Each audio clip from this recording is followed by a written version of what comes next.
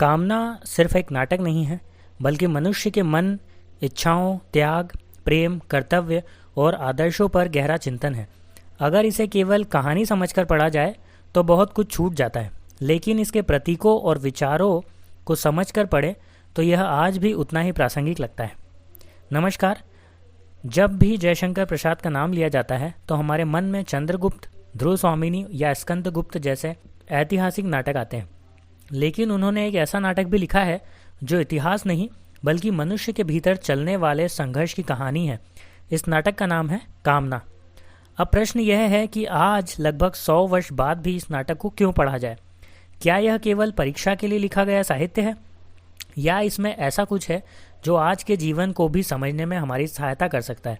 आइए इसी पर बात करते हैं। सबसे पहली बात, कामना हमें सिखाती है कि मनुष्य का सबसे बड़ा संघर्ष बाहर नहीं बल्कि अपने भीतर होता है। हम सभी के मन में इच्छाएं होती है, अधिक धन की, अधिक सम्मान की इच्छा, प्रेम पाने की इच्छा, सफलता की इच्छा। इच्छा होना गलत नहीं है, लेकिन जब वही इच्छा हमारे विवेक पर अधिकार कर लेती है तब वही कामना हमें भटकाने लगती है। यह नाटक इसी सूक्ष्म अंतर को समझाता है। दूसरी बात, यह नाटक प्रतीकों की भाषा में लिखा गया है। यहाँ कई पात्र केवल व्यक्ति नहीं हैं बल्कि मानव स्वभाव के अलग अलग पक्षों का प्रतिनिधित्व करते हैं। किसी पात्र में लोभ दिखाई देता है, किसी में त्याग, किसी में प्रेम, किसी में अहंकार और किसी में विवेक। यही कारण है कि यह नाटक पढ़ते समय केवल कहानी नहीं पढ़ी जाती बल्कि मनुष्य के व्यक्तित्व का अध्ययन भी होता है। तीसरी बात, कामना हमें सिखाती है कि केवल बुद्धि पर्याप्त नहीं होती। यदि बुद्धि के साथ चरित्र न हो तो ज्ञान भी विनाश का कारण बन सकता है, और यदि इच्छाओं पर नियंत्रण न हो तो उपलब्धियां भी मन को शांति नहीं दे पाती।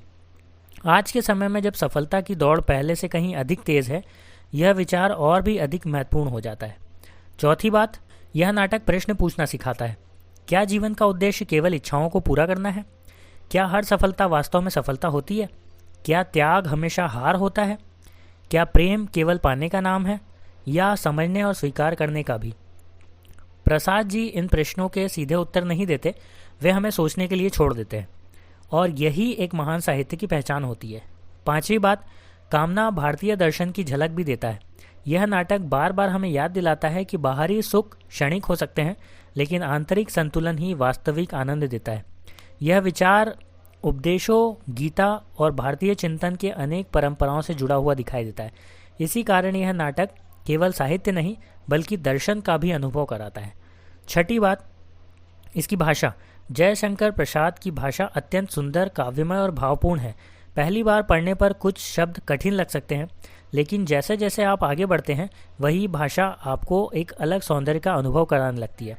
आज के सरल साहित्य के बीच यह नाटक हमें बताता है कि शब्द केवल सूचना देने के लिए नहीं होते, वे भाव जगाने के लिए भी होते हैं। और अंत में, यदि आप केवल मनोरंजन चाहते हैं तो शायद यह नाटक आपके लिए नहीं है, लेकिन यदि आप मनुष्य के मन को समझना चाहते हैं, यदि आप भारतीय साहित्य की गहराई को महसूस करना चाहते हैं, यदि आप यह जानना चाहते हैं कि इच्छाएं, प्रेम, कर्तव्य और विवेक जीवन को कैसे दिशा देते हैं, तो कामना अवश्य पढ़िए।